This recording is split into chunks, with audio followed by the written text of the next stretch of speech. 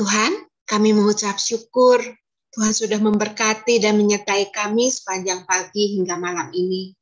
Kami juga mengucap syukur untuk kebersamaan kami. Kami boleh bersekutu bersama-sama.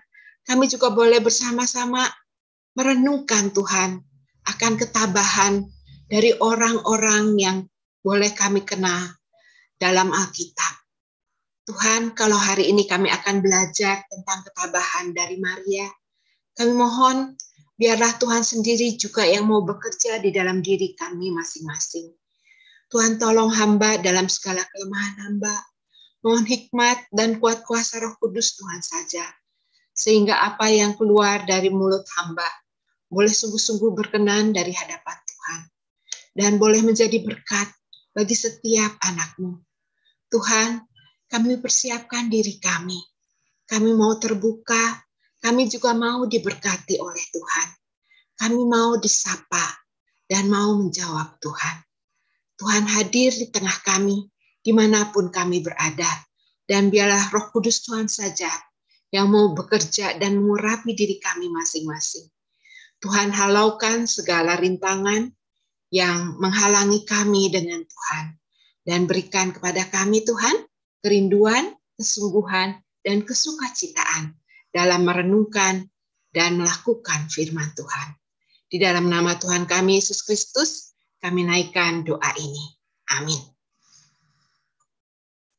Terima kasih kepada keluarga besar GKMI Gloria Patri yang memberi kesempatan kepada saya untuk melayani malam ini. Tema yang diberikan kepada saya adalah rindu ketabahan Maria.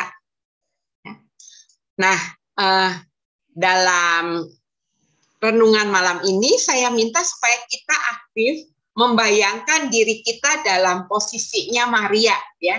Jadi kita aktif, kita membayangkan diri kita dalam posisi Maria supaya bisa hidup, ya. Saya akan share screen.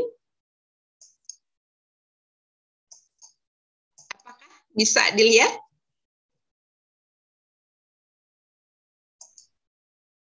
Belum, Bu. Belum. Sebentar.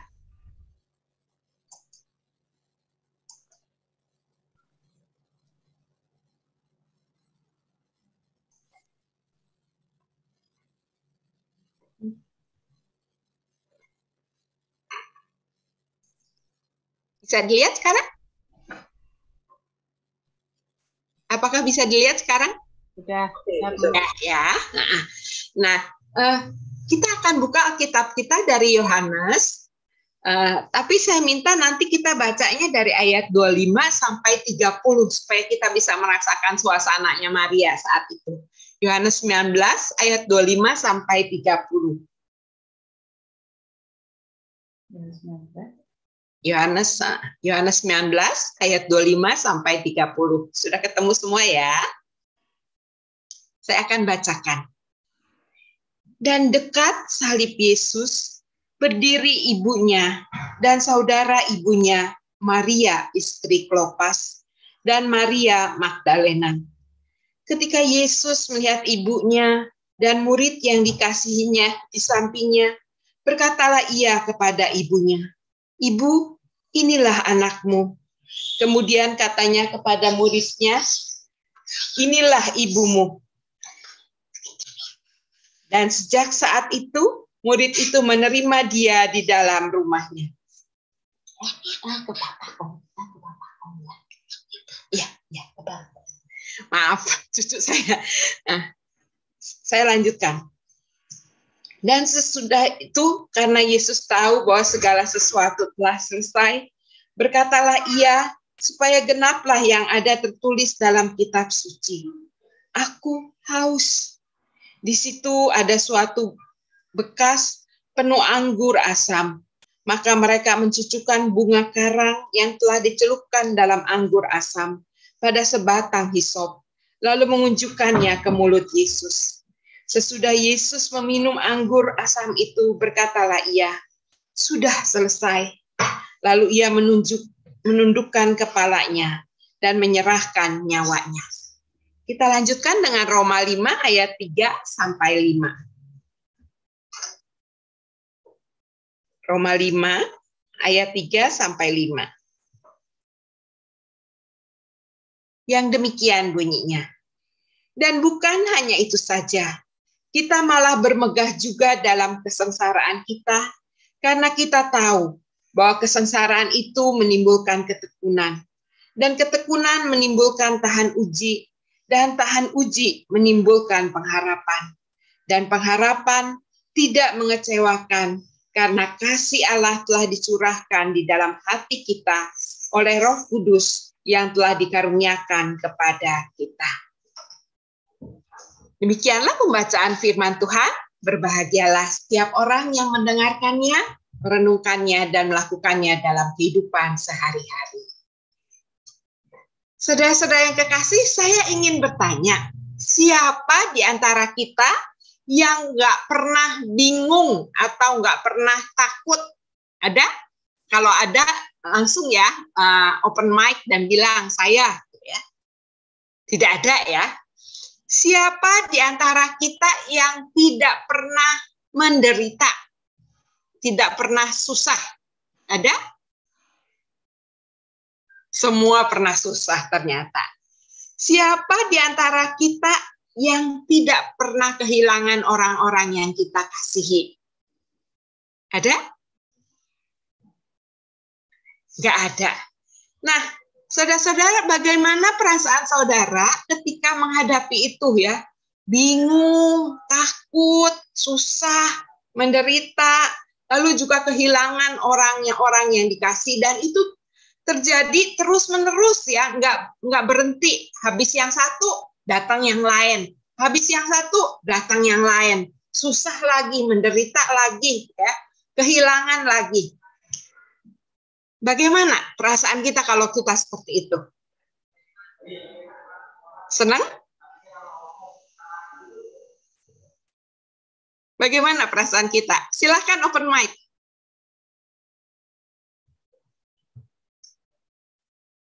Kalau musibah kok nggak berhenti-berhentinya, bagaimana perasaan kita?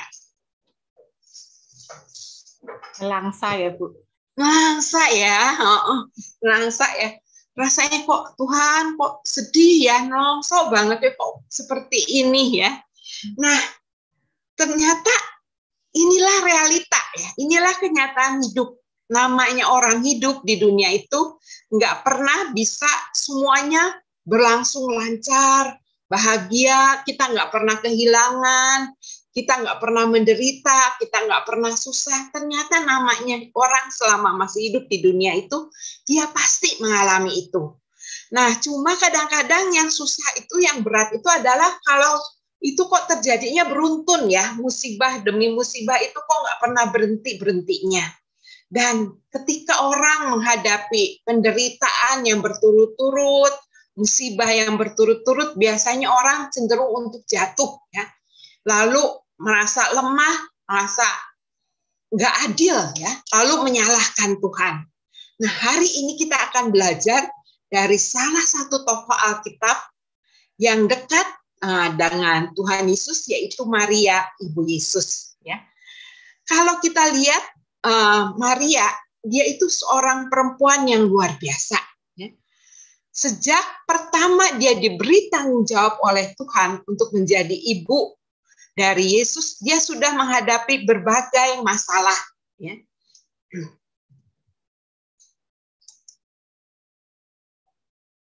Ketika Maria dipanggil untuk menjadi ibu Yesus, usianya dia itu masih muda sekali. Ya. Diperkirakan usianya baru 14 tahun, masih remaja. Ibu-ibu dan bapak-bapak yang sudah punya anak, ya, ada yang umur 14, bayangin seperti itu. Ya. Usia 14 tahun itu kan bukan anak-anak, sudah remaja, tapi juga belum dewasa ya. Sehingga usia 14 tahun itu bukanlah usia yang bisa mengatasi persoalan yang rumit. Dan kalau kita perhatikan dalam Alkitab, mungkin Maria ini yatim piatu ya, karena tidak pernah disebutkan tentang ayah ibunya. Atau minimal dia itu piatu.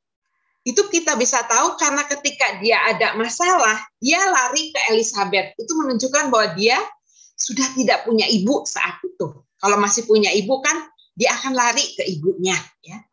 Dan persoalan yang dihadapi Maria saat itu adalah sangat berat. Seorang perempuan hamil di luar nikah bukan oleh suaminya itu bisa dihukum mati. Yang menarik di tengah situasi dan kondisi yang sulit seperti itu, Maria berani untuk mengambil keputusan yang sulit.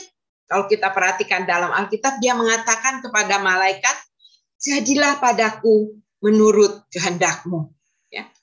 Wok Wilan, salah seorang teolog dari Asia, mengatakan, di sini kita melihat bahwa Maria berani secara aktif mengambil keputusan yang sulit. Itu bukan keputusan yang mudah, ya. Keputusan yang sulit, nama baiknya dan hidupnya dipertaruhkan, tapi dia berani untuk mengambil keputusan itu. Dan dia tidak semata-mata sebagai perempuan yang secara pasif menyerah pada nasib, tapi dia aktif, ya. Dia tidak menyerah pada nasib, dan dia berani mengambil resiko itu.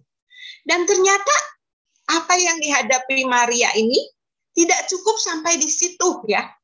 Yusuf kemudian berencana untuk menceraikan dia secara diam-diam supaya Maria tidak sampai dihukum mati.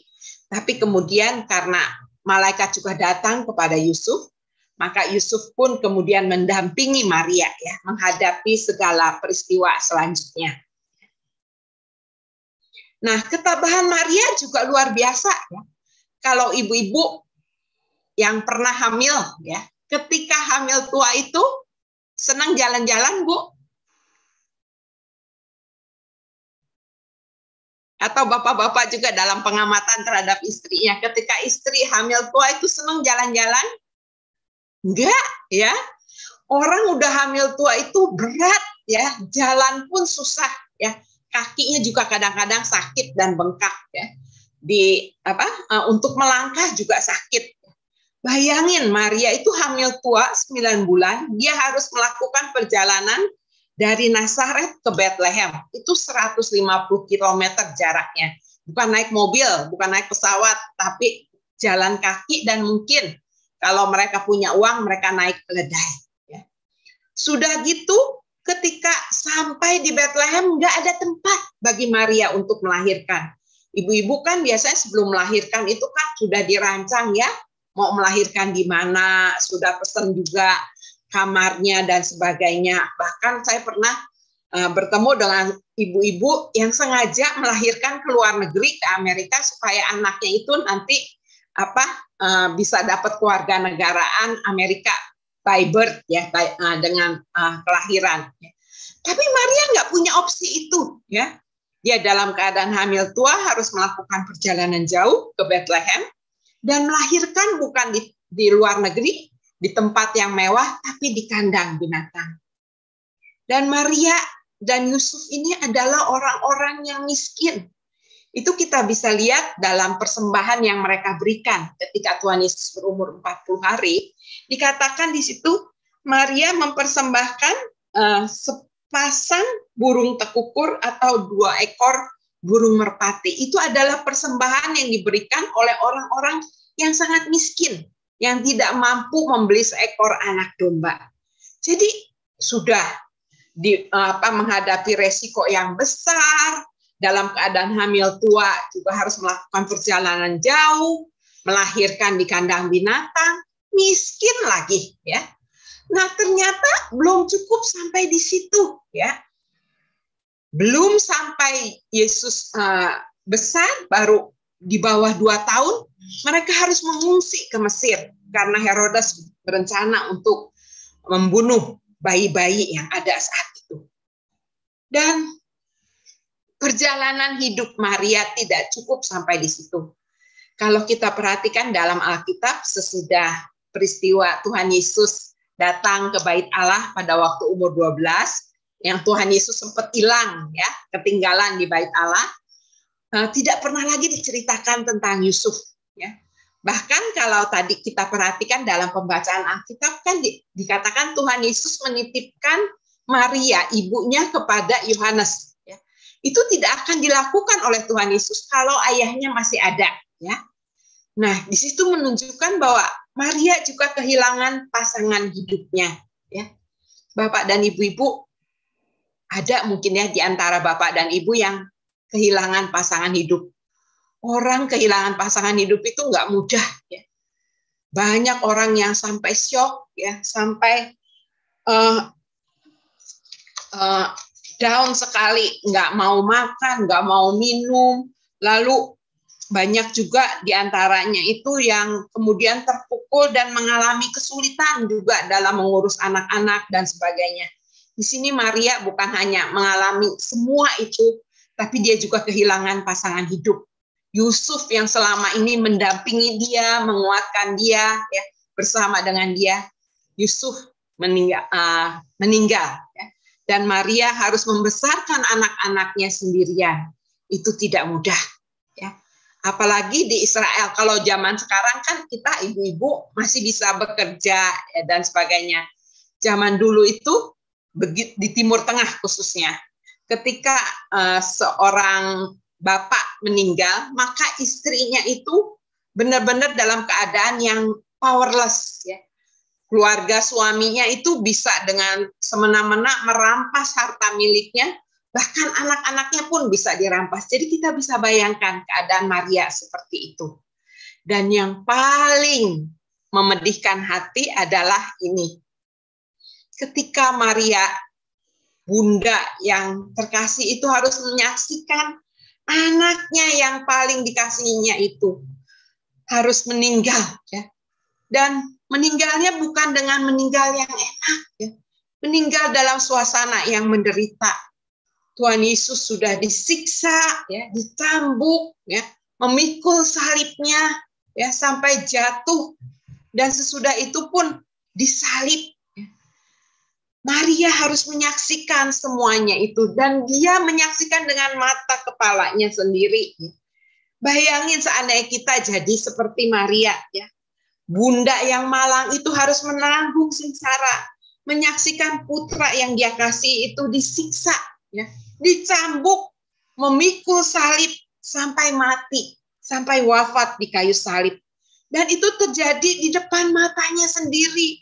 Maria berada di dekat salib Yesus. Bayangin seandainya kita menjadi Maria, bayangin seandainya anak kita dalam posisi Yesus seperti itu. Dan saat itu umur Tuhan Yesus sedang berusia 33 tahun. Itu usia orang yang sedang mekar-mekarnya ya, ibu-ibu, bapak-bapak yang punya anak-anak yang sudah dewasa, yang sudah bekerja umur 30 tahun, itu kan usia yang sedang mekar-mekarnya. Dan justru pada saat itulah Yesus direnggut ya, dari Maria. Ya. Dia jauh lebih menderita ketika menyaksikan anaknya menderita. Kita kan sebagai orang tua kan sering bilang ya, kalau anak kita menderita, lebih baik mama atau papa yang menderita ya, daripada kamu, daripada menyaksikan kamu menderita. Maria juga sangat menderita karena dia menyaksikan juga kematian anaknya. Kematian anak itu adalah kehilangan terbesar bagi orang tua. Orang tua kan sering bilang lebih baik saya yang mati duluan daripada saya menyaksikan anak saya mati. Ya, saya menyaksikan, mengalami kematian anak saya. Inilah yang dialami oleh Maria.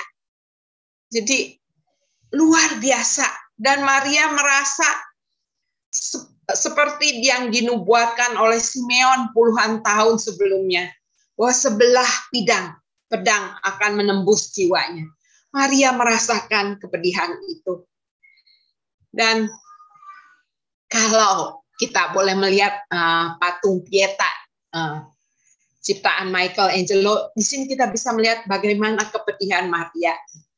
Dia harus menatang Tuhan Yesus, ya, putranya, dan dalam keadaan yang sudah wafat. Saudara-saudara yang kekasih, tapi yang menarik, dalam keadaan seperti itu Maria tetap tabah. Meskipun sudah kehilangan putranya, Maria tidak terus-menerus memikirkan dirinya sendiri, meratapi nasibnya, meratapi kemalangan demi kemalangan yang menimpa hidupnya, bahkan juga kehilangan yang dia derita. Dikatakan kalau kita lihat dalam Kisah pasal 1 ayat 14, di situ dikatakan bahwa mereka semua bertekun dengan sehati dalam doa bersama-sama dengan beberapa perempuan, serta Maria, ibu Yesus, dan saudara-saudara Yesus. Luar biasa, Maria ini tabah, ya. Sesudah berbagai musibah, berbagai penderitaan yang menimpa hidupnya, bahkan terakhir dia harus kehilangan putranya. Dia dengan sehati bertekun, berdoa bersama-sama di Yerusalem, bersama-sama dengan murid-murid yang lainnya. Di sini kita bisa melihat ketabahan seorang ibu, ketabahan Maria. Dan yang menarik, Bapak, Ibu, serta saudara-saudara yang kasih, kalau kita lihat di sini, Maria itu mampu bertahan bukan karena kehebatannya atau kekuatannya, ya, namun karena ada komunitas yang mendukung dan menguatkannya. Ya. Ketika dia harus menghadapi hamil, ya, tanpa seorang suami, ada Yusuf yang bersedia mendukung dia. Bahkan kalau kita lihat Yusuf itu, kalau kita baca dalam Alkitab, Yusuf tidak melakukan hubungan seksual dengan Maria. Jadi di sini kita melihat bagaimana Yusuf juga mendukung Maria. Harus mengungsi dilakoni sama Yusuf. Harus pergi ke Bethlehem, Yusuf bersedia menemani Maria. Lalu ketika Maria takut, ketika Maria bingung, ada Elisabeth yang menguatkan dia. Ketika dia harus melahirkan di kandang domba, ada para gembala yang datang kepada dia dan mengatakan, ada malaikat-malaikat yang memberitakan tentang kelahiran Mesias ini. Maria kembali dikuatkan. Ketika mereka kebingungan harus mengungsi ke Mesir, ada orang-orang Majus yang datang membawa persembahan. Lalu ketika Maria juga datang ke bait Allah, ada Simeon, ada Hana yang menguatkan Maria dan mengatakan, sungguh inilah anakmu ini adalah Mesias. Dan ketika Maria kehilangan Yesus, ketika Yesus wafat, ada murid-murid Yesus dan saudara-saudara Yesus. Maria tidak sendirian. Dia kuat karena dia punya komunitas. Ada orang-orang yang mendukung dia. Dan ada suatu yang menarik dari komunitas ini. Komunitas ini bukanlah komunitas yang berisi dari orang-orang yang kuat, yang hebat, ya. Tapi orang-orang yang ringkih, ya. Elisabeth, para gembala, ya, Simeon, Hana, murid-murid Yesus, ya. Tapi orang-orang yang ringkih ini bisa saling menguatkan dan mengokohkan satu terhadap yang lain. Nah, sekarang saudara-saudara, kalau kita lihat dari apa yang sudah saya sampaikan tadi, apa yang hilang dari kita sehingga kita sulit untuk tabah? Kalau menurut Bapak, Ibu, serta saudara-saudara, apa yang hilang dari kita sehingga kita sulit untuk tabah? Silahkan open mic.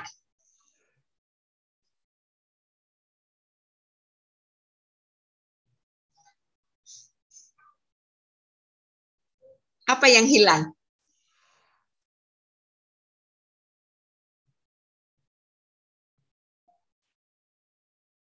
Ya, mungkin empati kali, Bu, ya. Betul, ya. Empati. Orang sekarang, apalagi dengan suasana COVID ini kan, mengatakan, oh, sekarang inilah saya juga susah, ya. Yang penting bagaimana saya menyelamatkan diri saya. Kasus minyak goreng, ya, kan kita bisa melihat bagaimana orang-orang juga, pokoknya yang penting aku dapat, yang lain nggak dapat, nggak peduli, ya. Selain empati, orang-orang juga sekarang kehilangan dukungan dari komunitas. Orang sekarang kan cenderung hidup sendiri-sendiri, ya. Nah, ini juga yang perlu kita gerakan kembali, ya.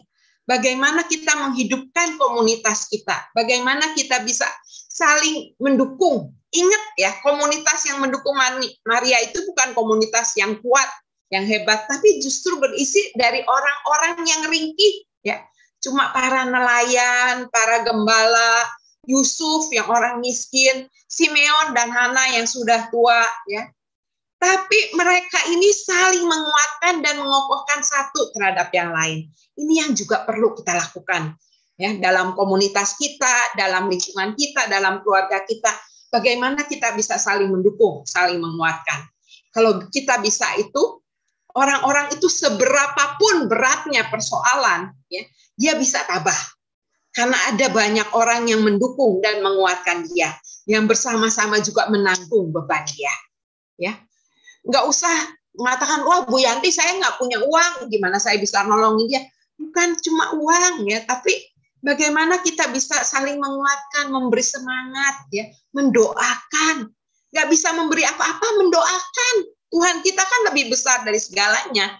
Kita nggak bisa menolong dengan diri kita sendiri, tapi Tuhan bisa. Ya, kita mendoakan, kita menguatkan, itu yang penting. Ya, mari kita sekarang lanjutin lagi ya. Nah, saya membaca artikel dari Pendeta Yoas Adi Prasetya. Ada yang menarik tentang ketabahan yang dia katakan. Dia katakan ketabahan itu bukan saja berarti bertahan, namun terlebih bertahan untuk bertahan. Jadi terus bertahan, ya. Jangan pernah menyerah. Terus bertahan. Jangan pernah menyerah. Namun sikap bertahan ini dia katakan bukan kesabaran yang pasif, ya. Nungguin Tuhan akan menolong, nungguin persoalannya akan selesai. Enggak, ya. Ketabahan itu bukan pasif, bukan menunggu supaya selesai dengan sendirinya seiring berjalannya waktu. Ketabahan adalah sikap aktif yang bersedia berjalan maju dan memperjuangkan apa yang kita yakini sebagai kebenaran. Jadi kalau kita menghadapi musibah demi musibah, jangan udahlah, pokoknya pasrah ya. Nanti Tuhan akan tolong. Pokoknya saya menyerah ya. Bukannya menyerah tapi berserah ya. Bukannya pasrah tapi mau terarah, mau maju ya. Itu yang penting. Itu ketabahan. Jadi ketabahan itu kita tahu, kita itu menghadapi badai, kita menghadapi kesulitan, kita menghadapi penderitaan, tapi kita mau tetap jalan, ya, melawan badai itu dan nggak mau berhenti sebelum sampai pada tujuan. Jadi nggak menyerah, berserah tapi nggak menyerah, ya, itu. Nah, ketabahan itu juga bukan hanya sebuah kebajikan yang patut diperjuangkan oleh orang Kristen, tapi sebenarnya ketabahan itu adalah respon iman kita terhadap ketabahan Kristus sendiri. Kita lihat bagaimana Tuhan Yesus tabah kan sampai mati di atas kayu salib. Tuhan Yesus nggak pernah menyerah ya, nggak dia bilang aduh sakit dicambuk, udah berhenti, saya nggak mau ya, nggak. Tuhan Yesus tetap tabah sampai mati di kayu salib. Nah, ketabahan kita ini adalah respon kita, respon iman kita ya, terhadap ketabahan Tuhan Yesus. Karena ketabahan Tuhan Yesus itu jadi model, sekaligus juga jadi modal ya, perjuangan kita. Sebagai model atau teladan, ketabahan Kristus itu dapat kita tiru. Sebagai modal, kalau Tuhan sudah tabah, maka Tuhan juga akan memberi kekuatan kepada kita, sehingga kita juga bisa tabah. Jadi, saudara-saudara, Bapak Ibu, nggak pernah sendirian ya. Ingat, Tuhan Yesus sudah melalui semua itu, Tuhan sudah tabah. Tuhan jadi model, tapi juga jadi modal kita. Ya. Kita nggak sendirian. Tuhan ada bersama kita. Di tengah perjuangan kita. Di tengah masalah kita. Di tengah penderitaan kita. Ya. Dan ketabahan itu adalah iman yang mempercayakan diri dan menyerahkan diri. Karena hanya orang yang bersedia menyerahkan dan mempercayakan dirinya pada Allah yang punya kekuatan untuk tabah dan tekun. Ingat ya, Tuhan Yesus itu jadi model dan modal kita. Sehingga kita juga bisa tabah dengan iman kita kepada Tuhan. Kalau Tuhan sudah tekun menjalani penderitaan itu, maka itu juga jadi pengharapan kita. Aku juga bisa.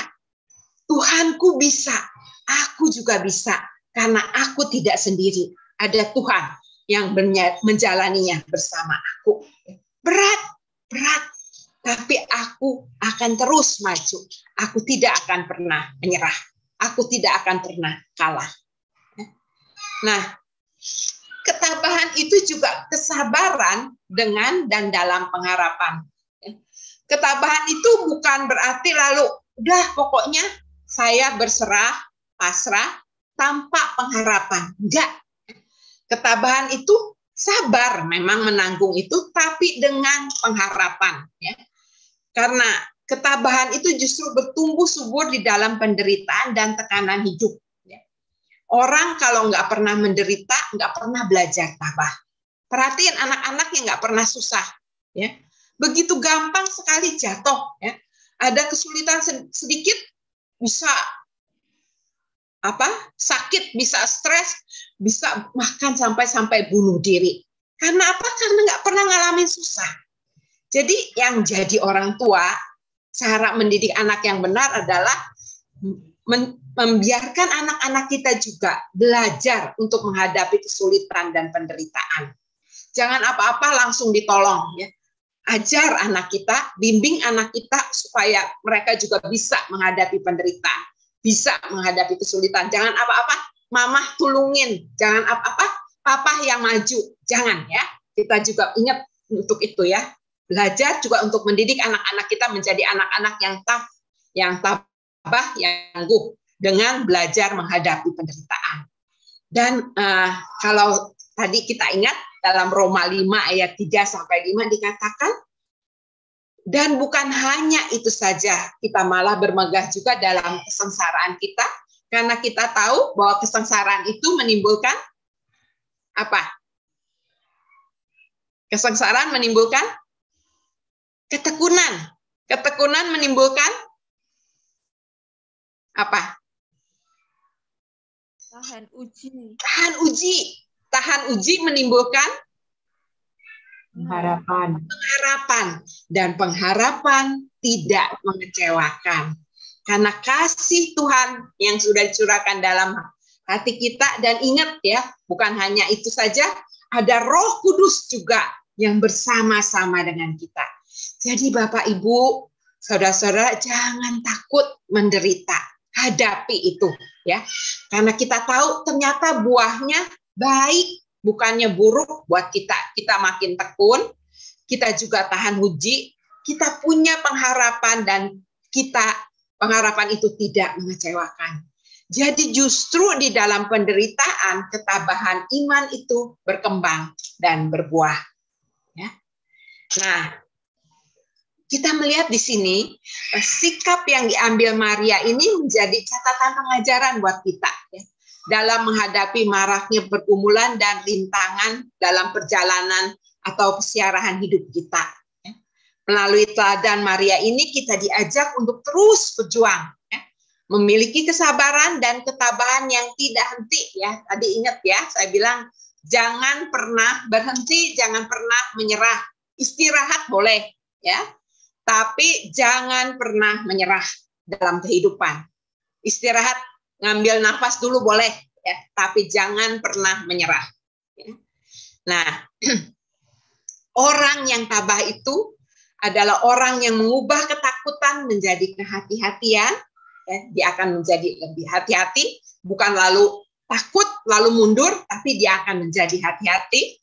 Rasa sakit menjadi transformasi, kesalahan menjadi inisiasi, dan keinginan menjadi usaha. Ya.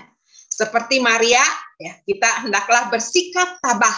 Lakukan saja hal yang benar, lanjutkan, jangan menyerah.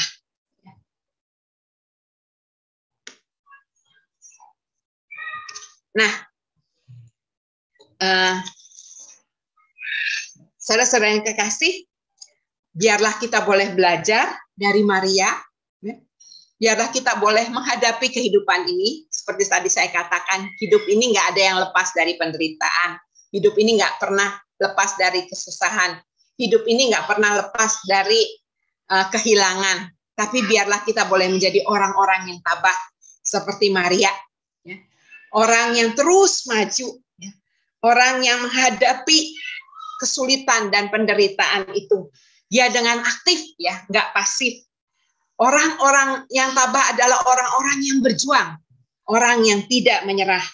Dan ingatlah, bersama dengan Tuhan, kita pasti bisa.